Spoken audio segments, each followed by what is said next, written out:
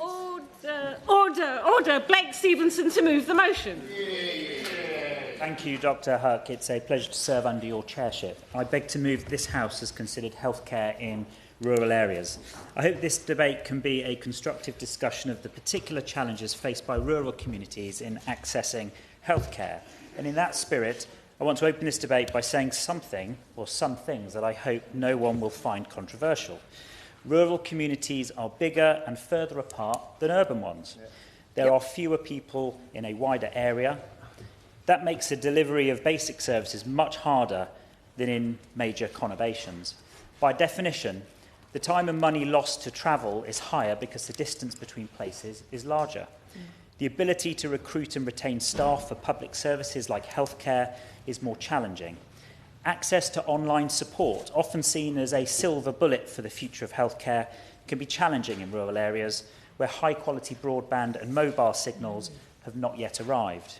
All of this means that access to healthcare in rural areas equal to that in urban areas is more challenging and often more expensive to provide. This has practical implications.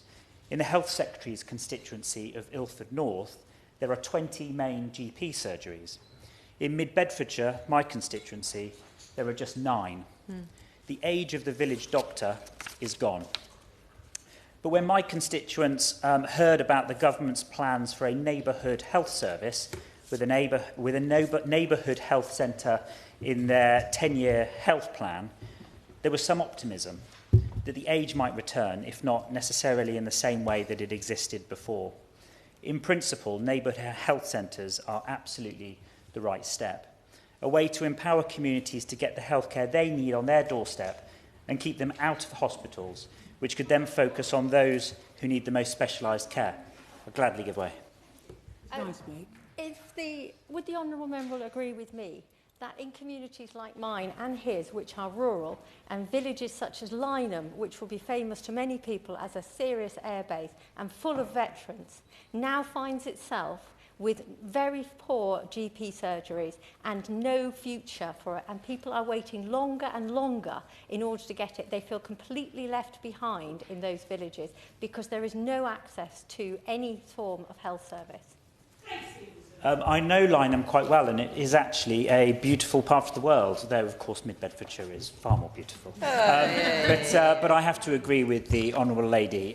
It is deeply concerning for rural communities who are struggling to access GPs. And with growth in our communities, growth in development, access is becoming much more difficult as the years roll on. Gladly. I thank the honourable gentleman for giving way, and he makes a valid point about development. In my rural village of Bosham, a resident was recently told they had to wait 4 months for a GP appointment. Meanwhile, behind the GP surgery, they're seeing a development of 300 homes come online, and they're expecting 600 new patients at that surgery. So does he agree with me?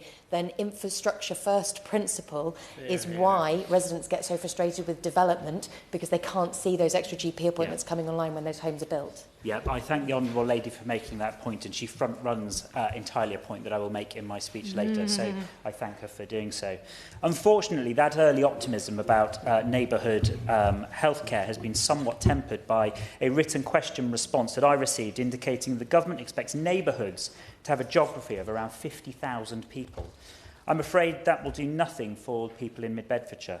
It will either mean our rural communities are split up on the edge of urban catchments, served by, quote, neighbourhood health hubs in nearby major settlements, in my case, likely Hitchin, Bedford, Luton and Milton Keynes, or it will mean one rural, quote, neighbourhood covering the vast majority of our rural communities, where constituents will have to travel to a central location in an area to access the services they need. Either way, Dr. Huck, that is what is happening now. People in rural communities can only get to healthcare services delivered in the big towns a distance away quite often. They deserve better than to be viewed as the hinterland of larger urban areas. They deserve a neighbourhood health service designed not as a one-size-fits-all solution, but one that is genuinely local to their needs. I appreciate that funding is not unlimited and that tough choices do need to be made. but those tough choices always seem to result in rural communities losing out when it comes to access to healthcare. Will my honourable friend I'll gladly give way.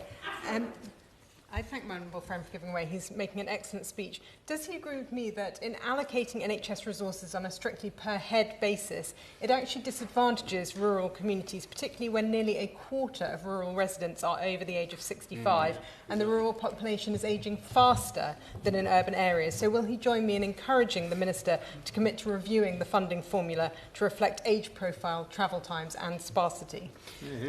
Can I thank my honourable friend for that intervention, and absolutely I would join with her in asking the Minister to respond to that specific point in summing up. I know many MPs who represent rural communities have concerns about the fairer funding formula. In fact, it is not fair, particularly for rural communities, and it would be helpful if the Minister were to reflect on that in his winding up comments. I'd like the Minister to give serious consideration to amending their plans on neighbourhoods. Neighbourhoods in urban communities can likely afford to be larger. The relative impact of that in many urban communities will be minimal. But in rural areas, we need neighbourhoods in the region, I would say, of 10,000, not 50,000, so that people living in small rural towns like Flitwick and Ampthill in my constituency don't have to leave their towns to access, quote, neighbourhood health services, and so that people living in villages large and small only have to travel to the next village over and not to a big town many miles away. Dr Huck, my concern over the consideration of the government's plans for healthcare in rural areas does not, I'm afraid, end there. In Bedfordshire, we've recently seen our integrated care board, initially serving Milton Keynes, Luton, Bedford and Central Bedfordshire, absorbed into a huge conglomerate ICB covering Hertfordshire, Bedfordshire, Cambridgeshire, Peterborough and Milton Keynes. That's an area of around 3.5 million people. It's hard to see that the new ICB will be able to give the level of attention to people in our rural communities that they need and deserve. In Wixham's, a new town being built in my constituency, a GP surgery has long been promised. It was promised when shovels first went into the ground in 2007. It's been promised ever since, but still it remains an empty field, waiting for a building and waiting for some doctors. Wixham's has roughly 5,000 residents now, and it made up about 0.4% of the population of the previous ICB area. It needs its promised GP surgery, but residents have found it incredibly difficult to get action from the ICB. Under the government's new ICB arrangements, Wixham's residents represent just 0.1% of the ICB's population. It seems obvious to me that an already small but growing community which needs healthcare services will find that this centralisation of leadership structures will make it even harder for them to get the healthcare they need. Now, credit where credit is due, the new ICB leadership have been very responsive to my representations on Wixham's, and after nearly 2 decades of delay, it feels like we're finally making some progress, together with the Mayor of Bedford and the hard work and commitment of local councillors, Graham Coombs, Mark Frost, Andrea Spice, for which I thank them all for their hard work. But the point remains the same. When you make the area covered by ICBs bigger, the influence of our smaller rural communities and their healthcare needs becomes smaller. What the government are doing in Bedfordshire is in no way an isolated incident. I understand that the 42 ICBs that existed before have been reduced down to just 26 super ICBs once the government's process finishes. That means thousands of rural communities across England have less control over their local healthcare overnight, confirmed almost in the same breath as the government's plans to bring healthcare closer to communities. And it is particularly short-sighted when put against the government's plans for mayors. The government has previously spoken of its desire to line up the boundaries of mayoral areas and integrated boards. Even in the 10-year health plan, it says their aim is that ICBs, and I quote, should be coterminous with strategic authorities wherever feasibly possible. What a fantastic idea. Doing so would give proper political accountability to integrated care boards. It would mean that the rural village has a proper elected voice at the table when decisions about the future of healthcare are being made. A representative they could hold accountable at the ballot box if their local healthcare needs were left wanting. That is exactly what rural communities need to ensure they get the healthcare they deserve. But the proposals, like so many others, seem to have been put back on the shelf and watered down. Now, ICBs will be coterminous with lots of strategic authorities. In Bedfordshire, we're now expecting to be forced to have a mayor covering Bedford, Luton, Milton Keynes and Central Bedfordshire. Our new ICB would therefore be covered by 3 mayors, including a mayor for Hertfordshire and a mayor for Cambridgeshire and Peterborough. That dilutes the political pressure that our mayor can bring. It dilutes the impact that the rural Bedfordshire communities covered by that mayor can reasonably have. And if the government changes course back to the sensible idea to have an ICB and a strategic authority be coterminous, then that will have been a whole lot of money wasted in 2 needless restructurings that could have gone into more doctors and more nurses. It makes absolutely no sense, Dr. Hutt. And we do need more doctors and nurses. In Bedfordshire, in a decade since 2016, we now have 18% more patients per fully qualified GP. That reflects a reality in that same decade. Our rural communities have been targeted for more and more development, the point the Honourable Lady made from the Liberal Democrats. In central Bedfordshire alone, more than 20,000 houses have been built in that period, with many more in Luton, Milton Keynes, Bedford, including significant build-out at Wixham's, as I mentioned earlier. There is barely a village in mid-Bedfordshire that hasn't been expanded significantly over the past decade. We expect to see many thousands more built in the coming years, including potential new towns at Tempsford and expansions east of Milton Keynes. And the old argument for healthcare with development no longer works. Build a large development or new settlement, the argument would go, give up a bit of what makes your rural community special, and in return, you'll get the new GP surgery or the healthcare hub. You'll get the infrastructure your community needs. That just doesn't happen anymore. Now you get the houses, and the field where the GP surgery was promised remains empty, just like it has for 2 decades in Wixham's. The same argument has been made for the government's flagship new towns. Build a big new town from scratch and it will come with the right infrastructure. But the Department for Health and Social Care has not been able to confirm to me that additional funding will be provided for GP surgeries, and there does not appear to be future funding provided from the Treasury, which leaves open the prospect that GP surgeries in new towns will be funded at the expense of new GP surgeries in areas like Wixham's and other rural communities across the country, which have been waiting for far too long. I'd be grateful if the Minister could assure me on this point specifically in his closing remarks. But the overall point is clear, Dr. Hutt. Where rural communities see development, they need infrastructure to cope with that development. It's common sense, it's simple, and it's what our constituents want to see. And they need to see that infrastructure arrive before the houses are occupied, and not to relieve the burden on overstretched existing infrastructure at some indeterminate point in the future.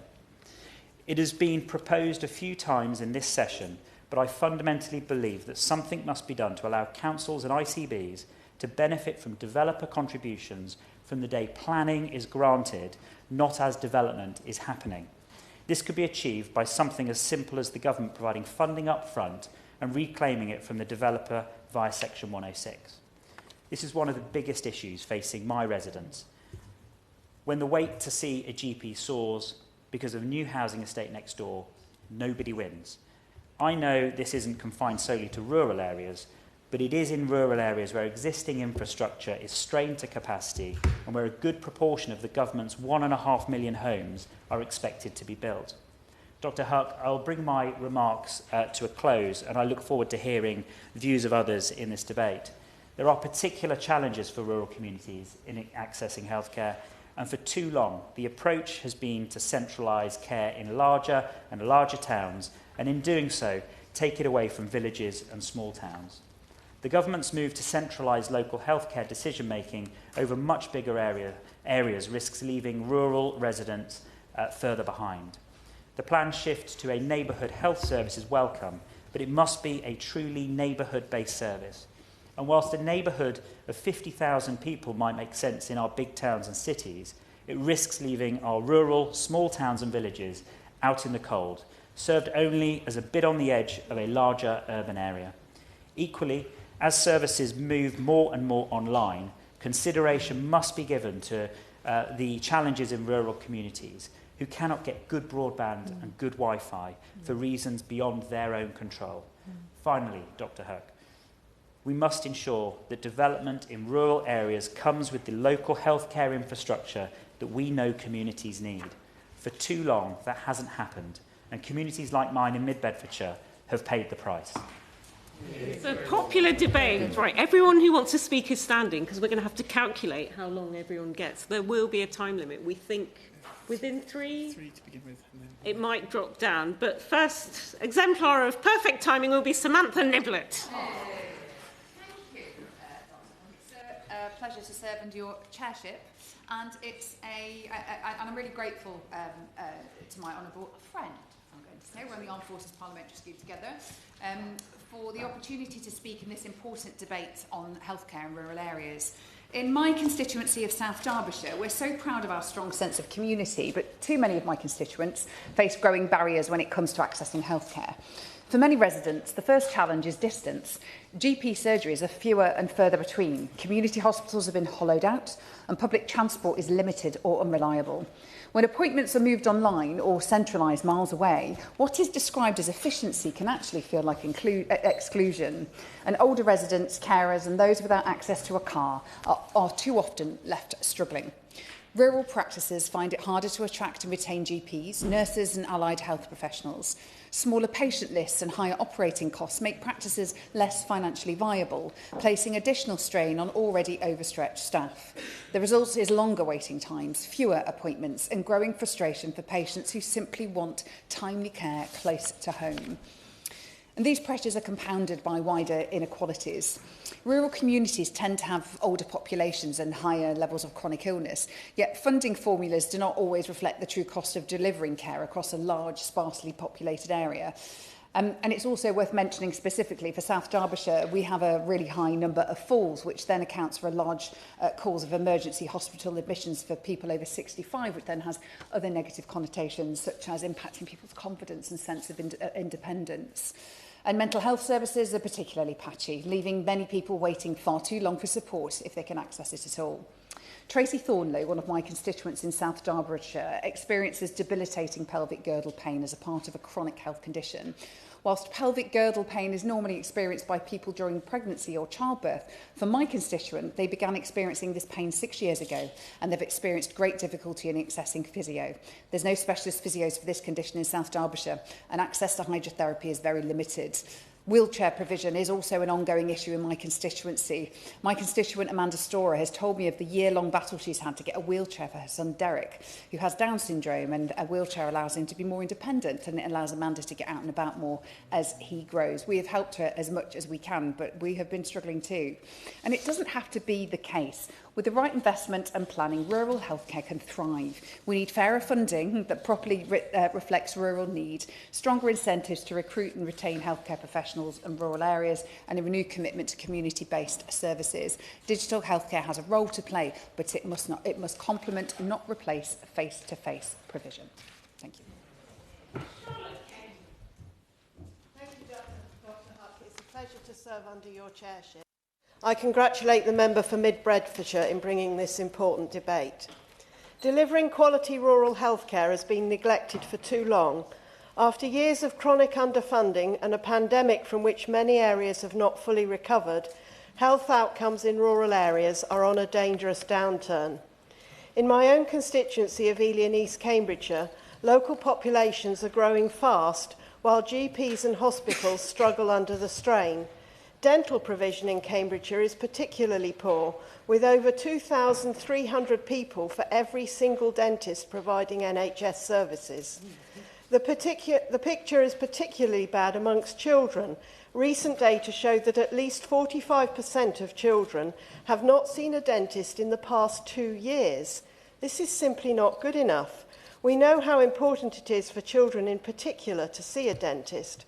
Good oral hygiene has a strong link to heart health, as infections and inflammation can increase the risk of cardiovascular diseases. It's vital that all children have ready access to a dentist to prevent such debilitating conditions and introduce important hygiene practices. But delivering rural healthcare isn't simply about hiring GPs, dentists and other healthcare professionals. It's about delivering access with reliable transport and connectivity infrastructure that integrates into local healthcare. In rural areas like mine, many rely on cars for travel, while many older and vulnerable residents are left to manage with public transport, which is too often unreliable and doesn't always take them where they need.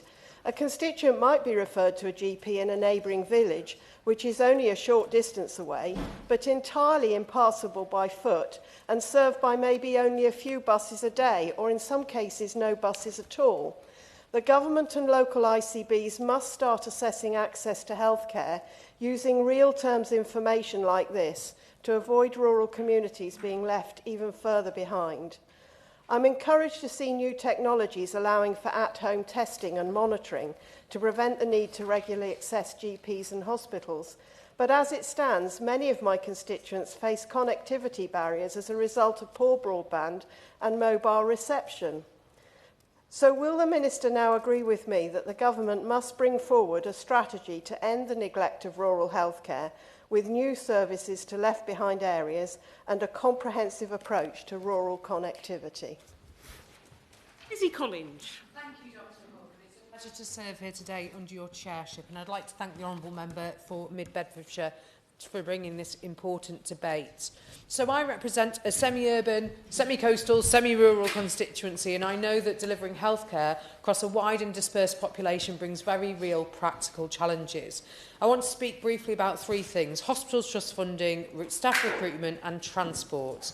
So unfortunately our funding formulas don't fully recognise the additional costs of providing services over a larger geographical area.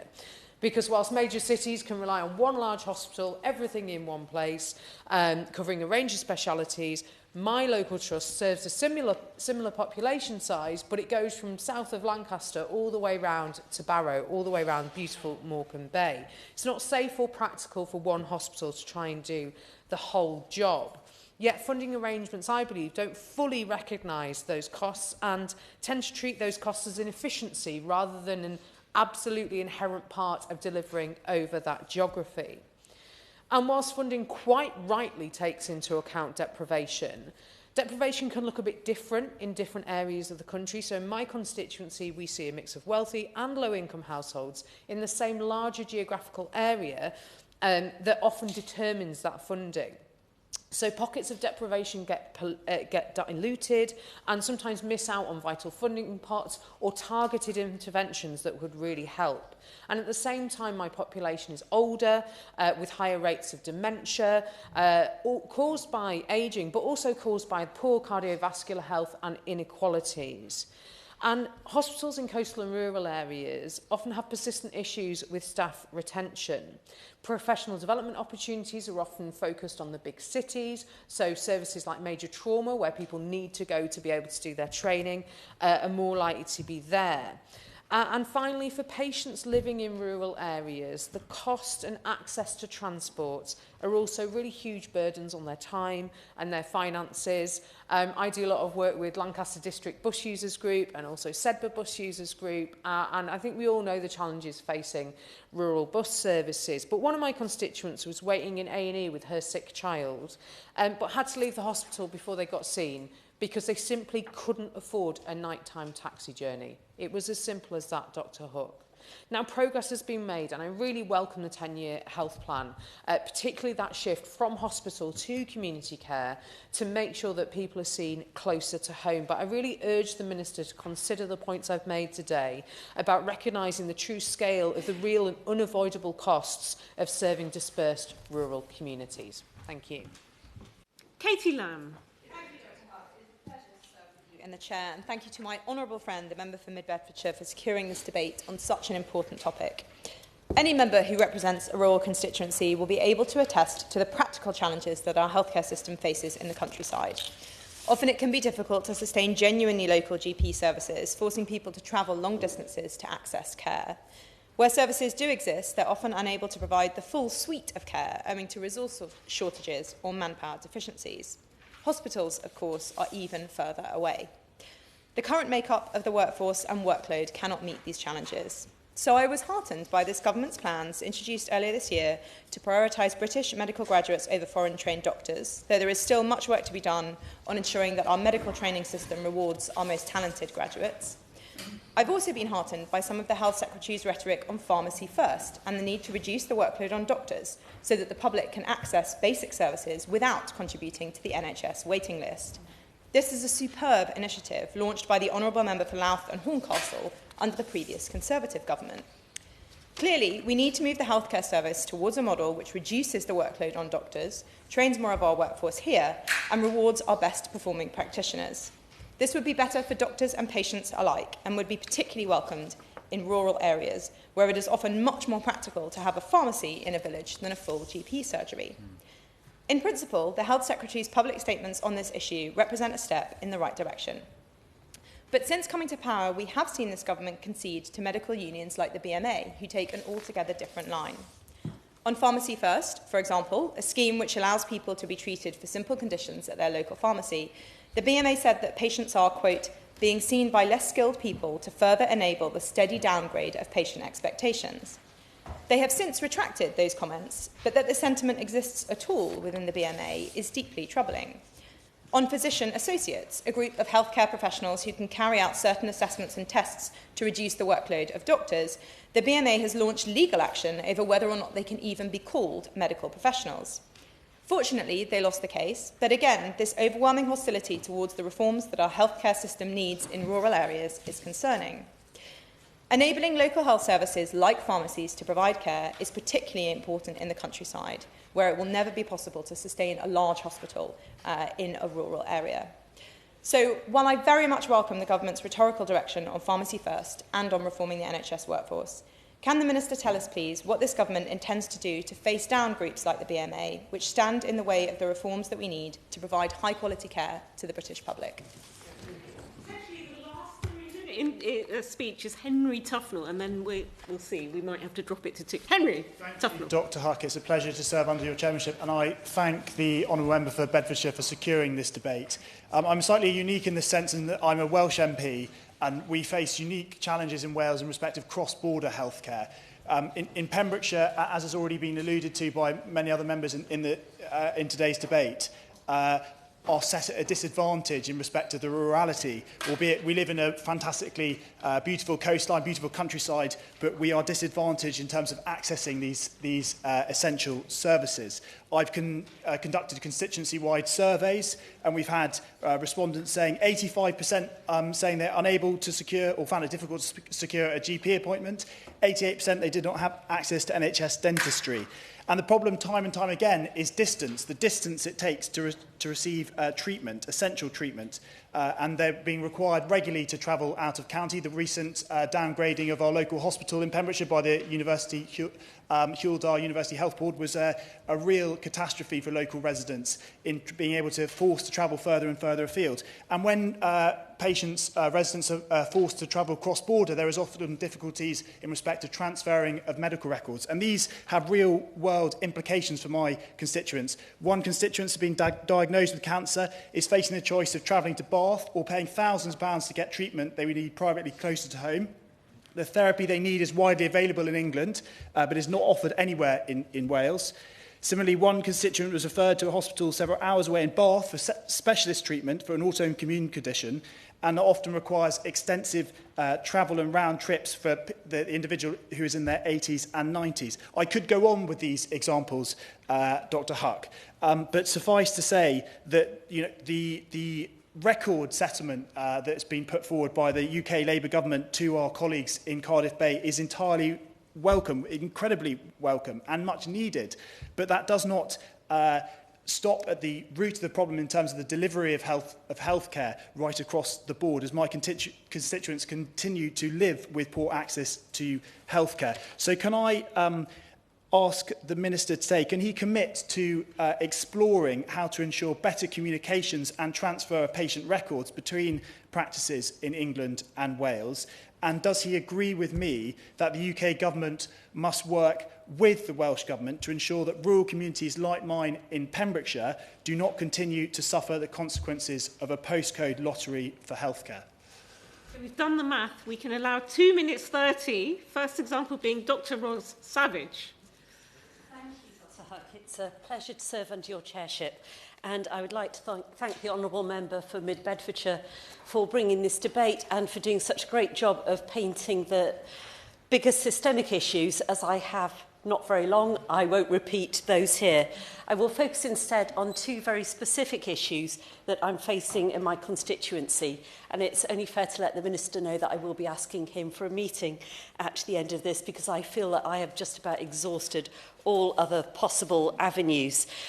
These two examples of where the system is failing rural constituencies affect Cirencester Community Hospital and the Tolsey GP surgery in Shurston.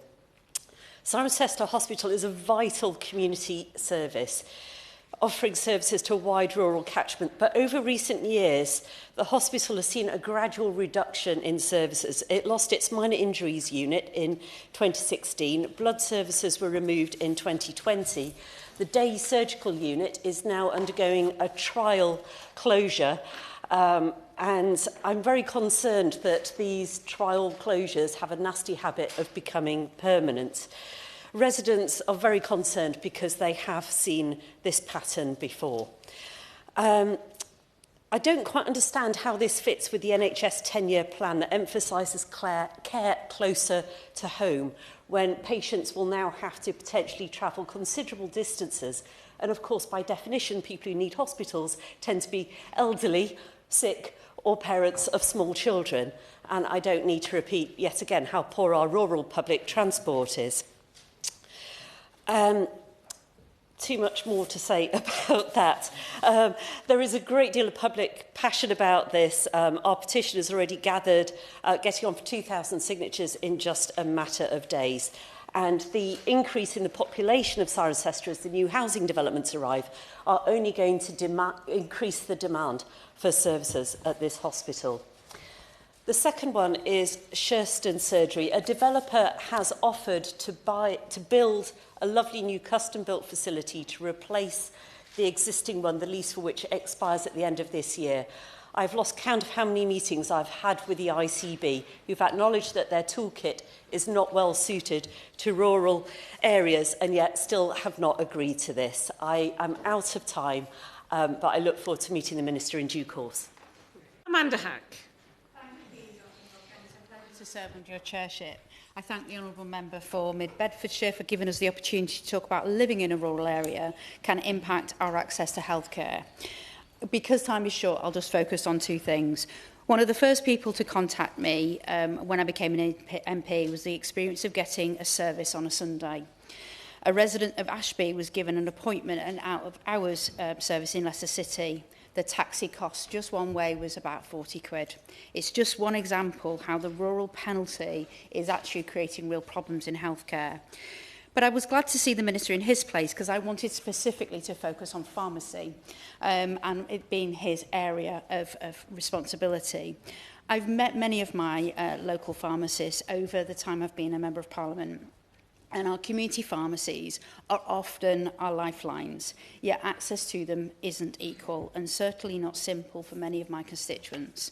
North West Leicestershire isn't just a semi-rural constituency, but proud post-industrial one too, with a strong coal mining past. However, this means that we have our own unique health issues, particularly respiratory. Asthma, for example, is higher in my constituency than the average of the East Midlands, and for the whole of England, with 8% of my constituents living with asthma.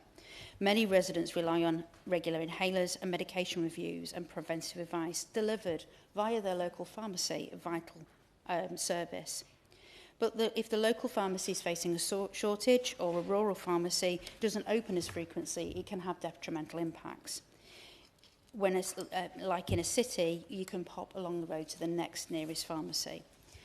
Castle Donington, with the highest rates of asthma in my constituency, has just one pharmacy, and they're doing an amazing job for my constituents, but the next pharmacy is more than 5 miles away. And with 62% of our bus services cut under the previous government, it's not that easy to just hop onto the bus to the nearest town. The isolation of our pharmacies has a detrimental impact if you're in a rural area because there's just simply nowhere else to go. So when patients cannot access their medicines promptly, their conditions can worsen. They will turn to a GP, they will turn to for urgent appointments, or to their nearest A&E. And pharmacy provision can provide us with an invaluable capacity for our entire healthcare system, and which hit the rural services hardest. Thank you. Yeah. Gilmore. Thank you. It's a pleasure to serve under your chairmanship, and I would like to take this opportunity to thank the Honourable Member for Mid-Bedfordshire and indeed my colleague on the Public Accounts Committee for bringing this debate before the Chamber today. Many honourable members today have outlined problems in their constituencies, which I'm afraid are all too familiar to mine. I represent a disproportionately elderly population, which brings with it great wisdom, but also greater health challenges, particularly given that parts of my constituency are some of the least densely populated in England. Shabby transport connectivity hobbles every aspect of my constituents' lives. Perhaps no more acutely is this reality felt than in access, or rather lack of, to healthcare. For people in the West Somerset corner of my constituency, it can take 2 hours and 2 buses to reach Musgrove Park Hospital in Taunton. I'm told a return fare will cost my constituents an eye-watering £180 in a taxi, which is simply unaffordable to most local people. These barriers delay diagnosis and treatment. I am thankful to the Minister for Care for being a responsive member of his government. But I cannot hide my disappointment at the decision to snub Minehead Hospital's calls for a permanent CT scanner installation. The decision was supposedly reached by the fact that such a move would be deemed uneconomical. It proved to be a game changer for so many local people, but it is indeed uneconomical because terrible transport links suppress demand. To conclude, I would say that remoteness has not been given the weighting it should have in the local government's funding settlement. I implore the government, and I do hope the Minister takes this away, to undertake a real forensic look at just how important rurality and remoteness is as a factor for the cost of healthcare delivery in rural areas. Thank you. Final backbencher, Jim Shannon. Thank you very much, Madam Chair, and a real pleasure to serve under your chairship. A special thank you to the Honourable Member for Mid-Bedfordshire for leading today's debate on this matter. And for myself, who represents a vastly rural constituency, it is important that I'm here to highlight the situation faced by my constituents. I've been fortunate to live in the country all my life, and indeed live now on a farm some 47 years, just outside a small village within my constituency of Strangford in the Ards Peninsula. Healthcare is a nationwide issue that impacts every individual, and we want to get it right. Rural population often live far from hospitals or specialist clinics, making timely care more difficult. There's also limited public transport and long travel distances, which can only delay, especially in emergencies, for the likes of ambulances, etc. Around 1 in 10 patients lives more than 5 miles from a practice, showing extensive travel required for a 10-minute GP appointment, where only one issue can ever be addressed.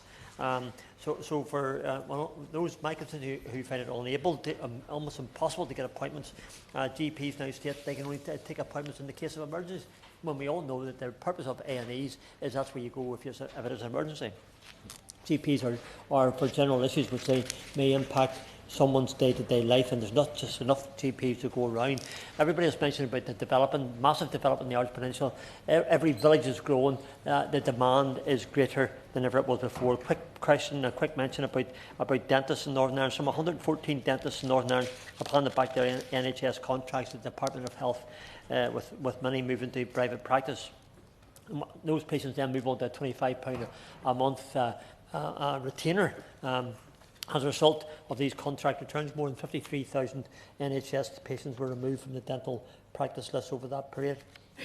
For rural constituents, this means they don't have a choice but to pay privately. There are continuing issues regarding GP provision, of course, and dental care across Northern Ireland, and especially in my constituency. The issue is heightened in rural areas, and I will continue to raise these issues with those who have trouble. I understand, Madam Chair, that the health has devolved, but the issue across the board remains the same. And I hope we can strive to do better for my constituents, and indeed for all our constituents, and for rural constituencies in general, as location should never dictate provision of health care. Will it be your GP? Will it be your dentist? Which every citizen of this nation has a right to. Thank you. First of our 3 front benchers for the Liberal Democrats, Richard Ford. Thank you, Dr. Huck, and it's a pleasure to serve with you in the chair, and I'm very grateful to the Honourable Member for Mid-Beds for securing this debate, and also specifically for talking about the one-size-fits-all solution, which I completely recognise. He is so right to talk about how these neighbourhood health hubs need to apply to proper neighbourhoods, things that we would identify with. You know, we would identify with towns of 10,000, not 50,000 in rural areas. There are unique challenges associated with rural healthcare, and all too often it feels like these challenges are invisible from Westminster and Whitehall. Rural and coastal areas are not the same as urban areas. Last month, the government said tackling the gap between rural and urban healthcare would be a core focus of its 10-year health plan, and that was very welcome. But it does feel like after years of neglect by the Conservatives, rural communities, including those in Devon, are increasingly cut off from GPs, ambulances and cancer treatment, and the decline continues. The South West already has the fewest GP practices of any region. It has also experienced the largest percentage fall in the number of GP practices. 2% of practices closed in the South West between 2024 and 25. The data for rural healthcare compares poorly with urban areas. Liberal Democrat research found that waiting times for life-threatening ambulance calls are 45% longer in rural areas. Cancer diagnoses are 3 times longer for waits of 4 weeks or above in rural areas. The Honourable Member for Ely and East Cambridgeshire talked about accessibility in rural areas, and she's quite right to do so. Just getting to the GP takes longer, a third longer by car and twice as long by public transport. And this disparity is set to rise if we continue to see bus routes curtailed and rail infrastructure left to crumble. Honiton and Sidmouth, that I represent, sits in the bottom quarter of constituencies in the country for access to healthcare by public transport, walking or cycling. And for those outside the main towns, the situation is worse. The village of Stockland, for example, is in the bottom 0.2% nationally for transport access to healthcare. The Honourable Member for Strangford talked about these transport and accessibility issues. He's quite right, but it's only part of the challenge. Rural areas also have older populations, placing greater strain on already stretched services. And my honourable friend for Tiverton and Minehead was spot on about how these older populations place so much greater a strain on the health services in rural areas. Poor digital connectivity means the shift to online healthcare and digital access often excludes older residents, many of whom have no desire to acquaint themselves with digital devices. They also suffer from isolation and loneliness, shaped by distance and limited local services. One example, which I think illustrates this well, is dementia in rural areas. In the Honiton and Sidmouth constituency, 1.6% of patients have been diagnosed with dementia, compared to just half that as the national average, 0.8% across England as a whole. My constituent, Heather Penwarden, is the chair of Dementia Friendly Honiton. She says dementia care in Devon seems at an all-time low, and she should know because she's been volunteering in this space for 16 years. One carer talked through tears to Heather, saying, "How bad does it have to be before I get some genuinely helpful and sustained support in looking after my dear husband through his dementia?" Heather's group initially worked alongside community psychiatric nurses from the Devon Partnership NHS Trust, and Dementia Friendly Honiton raised an incredible £350,000 to pay for an Admiral nurse through a sort of embedded scheme. This nurse attended memory cafes, gave regular advice, and prevented crises for those with complex cases. But due to a freeze on NHS recruitment and apparently an outdated model of fundraising and hosting, there is little chance of the role being filled again by the Royal Devon University Hospital. So, to conclude, the Liberal Democrats are calling for a rescue plan, recruiting more GPs and social care workers to provide proactive community support, easing pressure on ambulances, acute hospitals and A&E, creating a national care agency providing consistent funding for free personal care, and creating a small surgeries fund to protect rural and remote services from underfunding. If we are serious about closing this disparity between urban and rural, we must recognise that rural communities have different health needs. Thank you. His Majesty's loyal opposition Shadow Minister Greg Stafford. Thank you very much, Dr. Huck. It's a pleasure to serve under your chairmanship, and I'm extraordinarily grateful to my honourable friend for Mid-Bedfordshire, who has campaigned tirelessly for a GP surgery in Wixham's in his constituency, and I was delighted to hear that his campaigning is beginning to bear fruit, and I wish him well with that. But the same challenge that he mentioned resonates strongly in my own constituency of Farnham and Borden.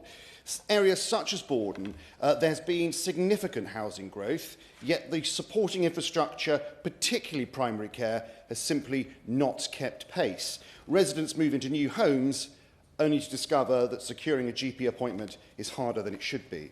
Now, honourable members across the House have made a consistent and compelling case this afternoon. Rapid housing growth places real strain on local practices. Patients struggle to access timely appointments. Infrastructure funding is too often misaligned with development, and coordination between local authorities, NHS bodies and developers remains insufficient. Healthcare must arrive with these new homes, not years afterwards. Turning to the government's 10-year plan, which places care closer to home, as being part of the centre of NHS reform, I believe that ambition is entirely welcome. But as honourable members have raised, the Neighbourhood Health Implementation Programme begins with pilots in 43 areas, and each designated neighbourhood must serve a population of around 50,000 people. That population threshold presents a fundamental challenge for rural and semi-rural areas. Individual villages and market towns fall well below that figure.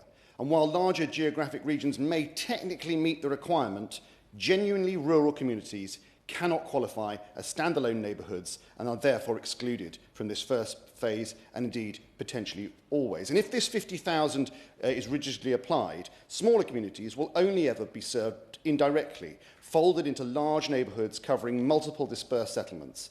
That risks diluting focus on their particular needs, and residents may continue to face those long travel times, limited access to primary care and fewer coordinated services that honourable members have described. And this is especially concerning given the demographic trends. Health Watch England highlighted in 2023 that the NHS long-term workforce plan projects a 55% increase in the number of people aged over 85 living in rural areas by 2037. Demand is rising most sharply in precisely those areas excluded from the pilot phase. In areas like mine, where hospital access already involves significant travel, the case for strong, well-resourced local primary and community care is self-evident. Excluding rural and semi-rural constituencies from these first waves risks entrenching disparities rather than reducing them. I have also concerns about cuts and mergers in ICBs. The institutional knowledge and expertise built over many years is risks being disrupted during this transition. In my area, Frimley Integrated Care Board, which serves the northern part of my constituency, is being abolished. The local leadership and coordination that previously existed will be lost, and responsibilities will be redistributed. Change on this scale requires clarity. Clarity of governance, clarity of funding, clarity of accountability. And without it, delivery will vary and confidence will suffer. Now, access to primary care, pharmacy and dentistry remains central to this debate, particularly in rural and underserved communities. Since 2024, more than 200 pharmacies have closed in England. In the first 3 months of 2025 alone, 31 medium-sized and 24 large pharmacy branches closed. For villages and small towns, the local pharmacy is not a luxury, it's a frontline health service. And whilst schemes like the Pharmacy Access Scheme and the Pharmacy First Scheme are supported and welcome, there are significant problems for their rollout, as highlighted by my honourable friend, the member for the Weald of Kent, when unions like the BMA try to undermine that very significant investment. So I have a number of questions for the Minister, Dr. Huck. For rural and semi-rural constituencies such as mine, the details of these policies matter enormously. So first, will the 50,000 population threshold be applied flexibly in rural and semi-rural areas? If so, how will smaller communities be guaranteed equal access to neighbourhood services? Secondly, what is the timetable for expanding the scheme beyond the initial 43 pilot areas, and when can constituencies such as mine and that of the honourable member for Mid-Bedfordshire expect inclusion? Thirdly, how will continuity of neighbourhood health delivery be safeguarded during the merger and abolition of ICBs? and who will ultimately be accountable for that if implementation falters? And finally, will the Minister publish clear and measurable criteria for success, particularly in relation to rural access, travel times and coverage of elderly populations, so that this House can judge whether care closer to home is being delivered in practice, not just merely a promise? And for the Government, Minister Stephen Kinnock. Thank you so much, Dr Huckin. It's a pleasure to serve under your chairship, and I'd like to congratulate the Honourable Member for Mid Bedfordshire for securing this vitally important debate. And I'm really grateful as well to other members for making excellent contributions this afternoon. We know that the NHS faces pressures all over the country, with rural communities experiencing unique health and well-being challenges shaped by geography, demography, infrastructure and access to services. Our 10-year health plan is a commitment to rewire our NHS with the 3 shifts improving access to health care for everyone, no matter where you live or how much you earn. These 3 shifts, from hospital to community, from sickness to prevention and from analogue to digital, will support neighbourhood and community health services in getting the investment they need and greatly expanding and improving access to digital services, bringing healthcare closer to everyone's home. Now, the Honourable Member who secured this debate focused quite a lot of his speech on our emerging neighbourhood health strategy, so I'll provide some further detail in response to some of his points. He highlighted the differences between urban and rural, important differences. We recognise that these neighbourhood services will need to look different across rural and urban areas to best meet the needs of each community, which is why the delivery of neighbourhood health will be locally led, with local systems determining how neighbourhood health is designed for their area. And this work will start in the areas of greatest need, including rural towns and villages. Now, he asked about the definition of neighbourhoods in rural areas, and other colleagues did as well. Neighbourhoods are natural communities that are recognisable by local residents, point 1. Point 2, typically neighbourhoods will have a population of around 50,000 people, but coherent geography is more important for defining neighbourhoods than the population size. Point 3, the geography of neighbourhood will be determined locally by integrated care boards in partnership with their strategic partners, particularly local authorities. He also asked about how rural areas will benefit from neighbourhood health. Well, neighbourhood health provides the unifying framework that will bring together what's already underway across primary care, community services, urgent care, prevention, digital, estates and population health more broadly. The neighbourhood health service will make it easier for people to access care closer to where they live, including in neighbourhood health centres. Delivery will be locally led, with systems determining how neighbourhood health is designed to meet local population need. This will factor in how services may need to look different across rural and urban areas. The Neighbourhood Health Service will also move us towards a fully digitally enabled health service. We're striving for digital services to improve access, experiences and outcomes for the widest range of people based on their preferences, as any digital healthcare benefits will be limited if people remain digitally excluded. And we are working closely with DCIT on the issues that were raised around improving access in terms of broadband. To deliver neighbourhood health services, the 10-year health plan introduces 2 new contracts, including one to create multi-neighbourhood providers covering populations of around 250,000 people. This will unlock the advantages and efficiencies possible from greater scale working across all GP practices and small neighbourhood providers in their footprint. We will start in the areas of greatest need, where healthy life expectancy is lowest. This includes rural towns. By targeting places where healthy life expectancy is lowest, we will deliver healthcare closer to home for those that need it most. There will also be neighbourhood health plans drawn up by local government, the NHS and its partners. The Integrated Care Board will bring these together into a population health improvement plan for their footprint, and they will use that to inform commissioning decisions. The medium-term planning framework, that's 26, 27, 28, 29, set out proposals for the further use of advice and guidance, asking systems to ensure all referrals go through a single point of access. This delivers a robust approach to triage, so patients are cared for closer to home and there are fewer outpatient appointments in secondary care. This framework will also require a significant reduction in the number of clinically unnecessary follow-ups. Turning now to general practice, which came up a lot in the debate. We absolutely recognise the challenges facing rural communities in accessing GP services. We're expanding capacity across England, including to areas that need it most. We're investing over £480 million extra into GP services this year, including investment in the primary care workforce, ensuring places like Mid-Bedfordshire get the resources and the GPs that they need. Since October 24, we've invested £160 million into the Additional Roles Reimbursement Scheme, which has supported the recruitment of over 2,000 GPs, smashing our manifesto pledge of 1,000 additional GPs. Further, the introduction of a practice-level GP reimbursement scheme worth £292 million will enable practices to hire additional GPs or fund extra sessions with existing GPs.